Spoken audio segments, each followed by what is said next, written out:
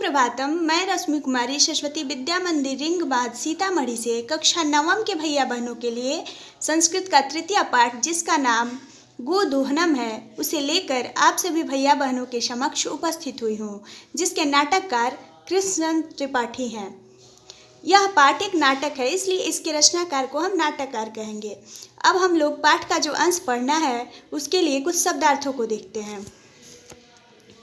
शब्दार्थ है किमर्थम अर्थात किस लिए, हस्त निर्मितानि हाथ से बने हुए, जिह्वा लोलुपतम जीभ की लालच को, नियंत्रयितुम नियंत्रित करने के लिए, अक्षमः असमर्थ, सम्यग् पूर्ण रूप से। अगला है तरही अर्थात तो फिर, संपाद्य संपादित करो खत्म करो, स्वसखी भी अपनी सहेलियों के साथ, विषादम दुख, स्वः आने वाला कल, मोदकानी बहुत सारे लड्डू, पूजा निमित्तानि पूजा के निमित्त अर्थात पूजा के लिए। लोग इस पैराग्राफ का पहला लाइन देखते हैं। चंदन अर्थात चंदन। जब मल्लिका चंदन को लड्डू लेने के लिए रोकती है तो चंदन बोलता है। अब चंदन की बात सुनेंगे। किमर्थम क्रुध्यसि, किस लिए क्रोधित हो रही हो। किमर्थम क्रुध्यसि, किमर्थम अर्थात किस लिए होता है। ये व्याकरण की दृष्टि से अव्यय भी है जो कभी भी किसी भी काल पुरुष वचन में बदलता नहीं है। किस लिए क्रोधित हो रही हो। तौ हस्त निर्मितानि मोदकानि दृष्ट्वा अहम जिह्वा लोलुपता नियंत्रयितुम अक्षमः अस्मि, किम न जानासि त्वम इदम। कह रहा है किमर्थम क्रुध्यसि अर्थात किस लिए क्रोधित हो रही हो। तौ हस्त निर्मितानि मोदकानि दृष्ट्वा अहम जिह्वा लोलुपताम नियंत्रयितुम अक्षमः अस्मि, तुम्हारे हाथ से निर्मित यानी बनाए गए, तुम्हारे हाथ से बनाए गए लड्डुओं को देखकर मैं अपने जीभ की लालच को नियंत्रित करने में असमर्थ हूँ। मेरी जिह्वा रुक नहीं रही है, यानी मैं उसको नियंत्रित नहीं कर पा रहा हूँ। मुझे लड्डू खाने की बहुत चाह हो रही है, ऐसा चंदन कहता है। किम न, अगला लाइन है किम न जानासि त्वम इदम। त्वम इदम अर्थात क्या तुम यह नहीं जानती हो कि तुम्हारे द्वारा जो लड्डू बनाए गए हैं उसको खाने के लिए मेरी जो जिह्वा है वो व्याकुल हो रही है, मैं उसे रोकने में असमर्थ हूँ। अब हम लोग व्याकरण देखते हैं। जैसे दृष्टवा वर्ड है तो दृष्ट जोड़ कत्वा, इसका प्रकृति प्रत्यय विच्छेद होगा और कत्वा का अर्थ कर होता है, इसलिए इसका अर्थ देखकर होगा। नियंत्रयितुम नियंत्रित जोड़ तुमुन होगा, इसका प्रकृति प्रत्यय विच्छेद तुमुन प्रत्यय लगा है, इसका अर्थ होगा नियंत्रित करने के लिए, क्योंकि तुमुन का अर्थ के लिए होता है। अक्षमः का अगर समास विग्रह करें तो न क्षमः, क्षमः यानी समर्थ होता है, तो जो समर्थ नहीं हो उसको अक्षम कहते हैं यानी असमर्थ कहते हैं, और ये नय समास है। जहाँ पे अ का अर्थ नहीं में आता है वो हमारा नय समास होता है।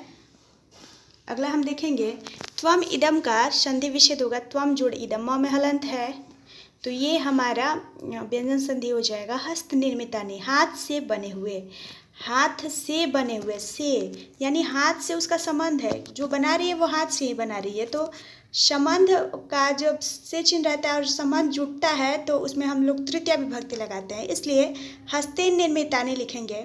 और हाथ की बात नहीं की जा रही, उससे क्या बन रहा है उसकी बात की जा रही है, यानी अंतिम पद प्रधान है, तो ये हमारा तत्पुरुष समास हुआ और ये तृतीया तत्पुरुष हुआ, इसमें तृतीया विभक्ति लगी हुई है। तो अगला वाक्य है मल्लिका कहती है, जो चंदन की पत्नी रहती है, वो कहती है सम्यक जानामि नाथ परम एतानि मोदकानि पूजा निमित्तानि सन्ति। सम्यक जानामि नाथ परम एतानि मोदकानि पूजा निमित्तानि सन्ति अर्थात हे नाथ पूर्ण रूप से यानी बहुत अच्छे से जानती हूँ। जानामि लगा है तो यहाँ पे तो अहम अपने से डूब जाएगा। हे नाथ मैं पूर्ण रूप से बहुत अच्छे से जानती हूँ, परंतु ये सब लड्डू पूजा के निमित्त है यानी पूजा के लिए है, आप इसे नहीं खा सकते। वह चंदन को इसलिए लड्डू खाने से मना करती है क्योंकि वह लड्डू पूजा के लिए बना रही होती है। इसमें व्याकरण देखते हैं तो सम्यक और परम ये दोनों व्याकरण की दृष्टि से अव्यय है। सम्यक का अर्थ पूर्ण रूप से बहुत अच्छी तरीके से होता है और परम का अर्थ परंतु या लेकिन होता है। ये दोनों व्याकरण की दृष्टि से अव्यय हैं जो कभी भी किसी भी काल पुरुष वचन में बदलते नहीं हैं। अगला वाक्य है चंदन कहता है, चंदन कहता है तर्हि शीघ्रमेव पूजनं सम्पाद्य प्रसादं च देहि। तर्हि शीघ्रमेव पूजनं सम्पाद्य प्रसादं च देहि। अर्थात तो फिर शीघ्र ही, जल्दी ही पूजा संपादित करो, पूजन संपादित करो और प्रसाद दो। जल्दी ही पूजा संपादित करो और प्रसाद दो। अब यहाँ पे देखेंगे व्याकरण देखेंगे तो तरही जो है उसका अर्थ होगा तो फिर, और वो व्याकरण की दृष्टि से अव्यय है जो कभी भी किसी भी काल पुरुष वचन में बदलता नहीं है।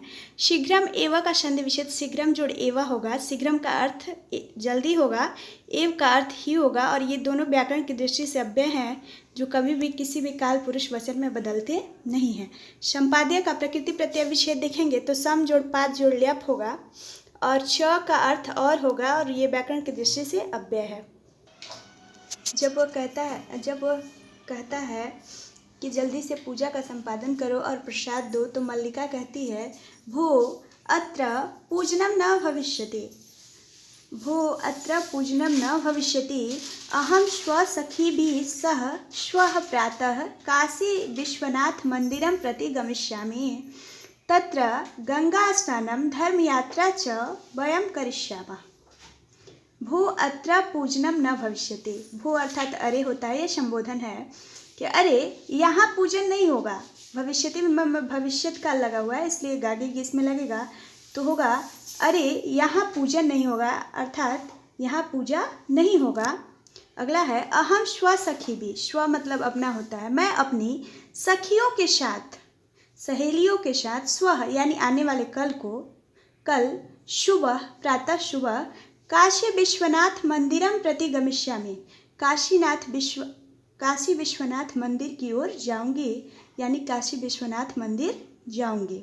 तत्र गंगा स्नानम धर्म यात्रा च वयम करिष्यामः। हम लोग वहाँ गंगा में स्नान करेंगे और धार्मिक स्थलों की यात्रा करेंगे। हम सभी मिलकर वहाँ गंगा में स्नान करेंगे और धार्मिक स्थलों की यात्रा करेंगे। अब हम लोग व्याकरण देखते हैं। जैसे अत्र अर्थात यहाँ, श्वः यानी आने वाला कल, प्रति अर्थात की ओर, तत्र वहाँ, च और न नहीं, ये सब व्याकरण की दृष्टि से अव्यय हैं जो कभी भी किसी भी काल पुरुष वचन में बदलते नहीं हैं। अगला है धर्म यात्रा च। इसका संधि विच्छेद धर्म यात्राम जोड़ च होगा। इसका संधि का नियम है कि किसी वर्ग का अगर पांचवा वर्ण आता है और उसके बाद किसी वर्ग का पहला वर्ण आता है तो पहले वर्ण के अनुसार वो पांचवा वर्ण जो उससे पहले पांचवा वर्ण जो रहता है वो प्रथम वर्ण के पांचवें वर्ण में बदल जाता है। यानी म पांचवा वर्ण है पवर्ग का, और च जो वर्ण है वो किसी चवर्ग का प्रथम वर्ण है, तो च के अनुसार ये य में परिवर्तित हो गया है क्योंकि च का पांचवा वर्ण य है। ये व्यंजन संधि का नियम है। अगला है गंगा स्नानम। गंगा स्नानम अगर एक में लिखे तो हमने इसका अर्थ समझा गंगा में स्नान। गंगा में स्नान अर्थात इसमें सप्तमी विभक्ति लगी हुई है, अधिकरण कारक जिसका चिन्ह में पै पर होता है, तो सप्तमी विभक्ति इसमें लगाएंगे तो गंगाया स्नानम, गंगायाम स्नानम होगा। इसका समास विग्रह गंगायाम स्नानम होगा, अर्थात सप्तमी तत्पुरुष इसका समास होगा, तत्पुरुष समास। ये अंतिम पद प्रधान है। गंगा में स्नान करने की बात की जा रही है, गंगा की बात नहीं की जा रही है। अगला वाक्य है चंदन कहता है सखी भी सह न मया सह विषादम नाट्यते। यानी सखियों के साथ, मेरे साथ नहीं दुख का नाटक करता है। कहता है सहेलियों के साथ, मेरे साथ नहीं दुख का नाटक करता है। विषाद यानी दुख होगा। अगला वाक्य है मल्लिका कहती है आम चंपा गौरी माया मोहिनी कपिलादयः सर्वाः गच्छन्ति, अतः मया सह तव आगमनस्य औचित्यं नास्ति। आम चंपा गौरी माया मोहिनी कपिलादयः सर्वाः गच्छन्ति, अतः मया सह तव आगमनस्य औचित्यं नास्ति। अर्थात हाँ, चंपा गौरी माया मोहिनी कपिला आदि सब जा रही हैं, इसलिए मेरे साथ तुम्हारे आने का कोई औचित्य यानी मतलब नहीं है। मैं उन्हीं लोगों के साथ चली जाऊंगी, तुम मेरे साथ नहीं आना, ऐसा कहती है, क्योंकि सब मेरे साथ, मेरी सहेलियां जा रही हैं। अब व्याकरण देखते हैं। जैसे कपिलादयः वर्ड है, इसका संधि विच्छेद करेंगे तो कपिला जोड़ आदयः होगा, अर्थात आदि यानी और भी बहुत सारी सहेलियां हैं। तवागमनस्य, इसका संधि विच्छेद तव जोड़ आगमनस्य होगा। नास्ति का संधि विच्छेद न जोड़ अस्ति होगा। अब अतः अर्थात इसलिए, आम अर्थात हाँ, ये दोनों व्याकरण की दृष्टि से अव्यय हैं जो कभी भी किसी भी काल पुरुष वचन में बदलते नहीं हैं। अगला वाक्य कहती है वयं सप्ताहान्ते प्रत्यागमिष्यामः।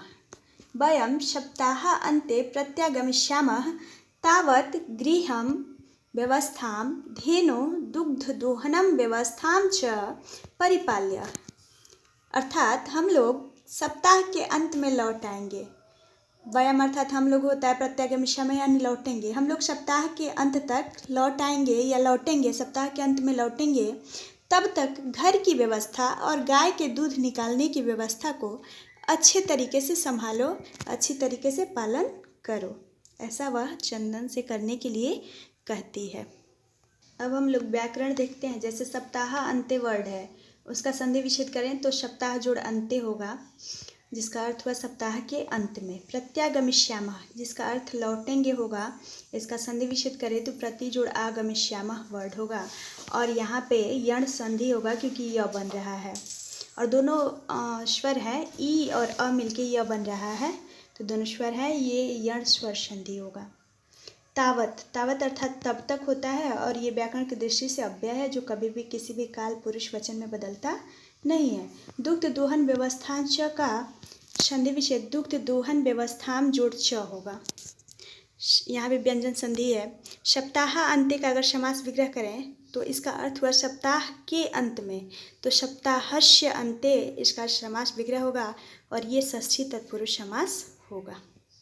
आज के लिए बस इतना ही। नाटक का दूसरा जो दृश्य है, द्वितीय दृश्य जो है, वो हम लोग अगले वीडियो में देखेंगे, उसे पढ़ेंगे।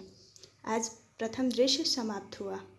सभी भैया बहन इसमें का शब्दार्थ, व्याकरण जितना भी है, संधि विच्छेद, अव्यय, सब कुछ अपने नोटबुक में नोट कर लेंगे।